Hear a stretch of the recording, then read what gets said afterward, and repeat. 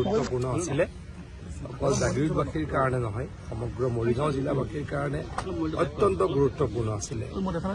কোনোবা যদি গুৱাহাটীলৈ যাব লগা হয় মৰিগাঁৱৰ পৰা লাহৰীঘাটৰ পৰা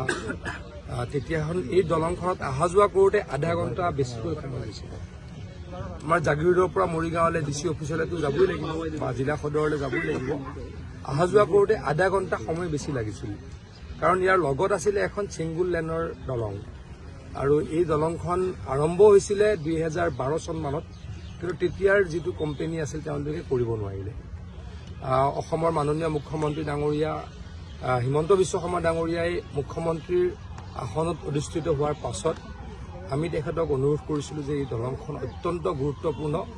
এই দলংখন নহ'লে জাগিৰোডৰ মৰিগাঁও ৰাইজ বৰ বিপদত পৰে আৰু বিশেষকৈ ৰোগীসকলৰ বহুত কষ্ট হয়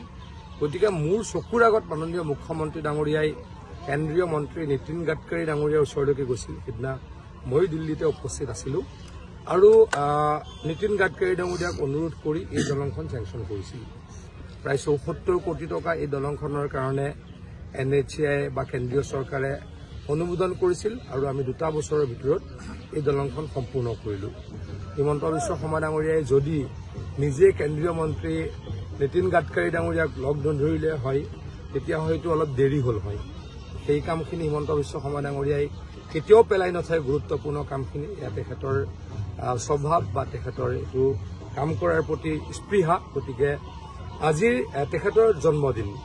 মই মাননীয় মুখ্যমন্ত্ৰী ডাঙৰীয়াক কৈছিলোঁ যে দাদা যিহেতু এইখন দলং আমাৰ কাৰণে অত্যন্ত গুৰুত্বপূৰ্ণ আৰু 1 তাৰিখে যদি আপোনাৰ সময় আছে আপুনি ইয়ালৈকে আহক দলংখন ৰাইজৰ কাৰণে উৎসৰ্গা কৰক হিমন্ত বিশ্ব শৰ্মা ডাঙৰীয়াই সেই কথা মানিছিল আৰু খন্তেক পাছতে হয়তো 1 ঘণ্টাৰ ভিতৰত তেখেত ইয়াত আহি উপস্থিত হ'ব আৰু তেখেতে ফিটা কাটাৰ পাছত এই দলংখন আমি লগে লগে ৰাইজৰ কাৰণে মুকলি কৰি দিম 60 দশক মানৰ মতিৰাম বৰাই এখন আৰম্ভ কৰিছিলে আজি তাৰিখত সেই দলংখন কেনেকুৱা ব্যৱস্থা কৰি সেই দলংখন হয়তো বন্ধ হ'ব কাৰণ এখন অলপ ডেমেজ হৈ আছে যোৱাকালি মই ইঞ্জিনিয়াৰসকলৰ লগত পাতিছিলোঁ অলপ ডেমেজ দলং কিন্তু এইখনতো আমাৰ হৈ গ'ল এখন হোৱাৰ পাছতে এইখনৰ দায়িত্ব বা এইখনৰ গুৰুত্ব বা এইখনৰ ইম্পৰ্টেঞ্চ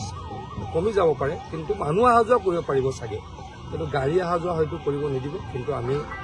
দলংখন ইমান ডাঙৰ ভাল দলং পালোঁ 210 মিটাৰ এখন দলং ৭৪ কোটি টকা খৰচ কৰি আমি নিৰ্মাণ কৰিছোঁ আৰু ৰাইজৰ আৰু সহায় হ'ব আৰু সহায়ৰ কাৰণে আৰু যদি কিবা কৰিব পাৰোঁ তাৰ কাৰণে সদায় দৃঢ় হৈ থাকিম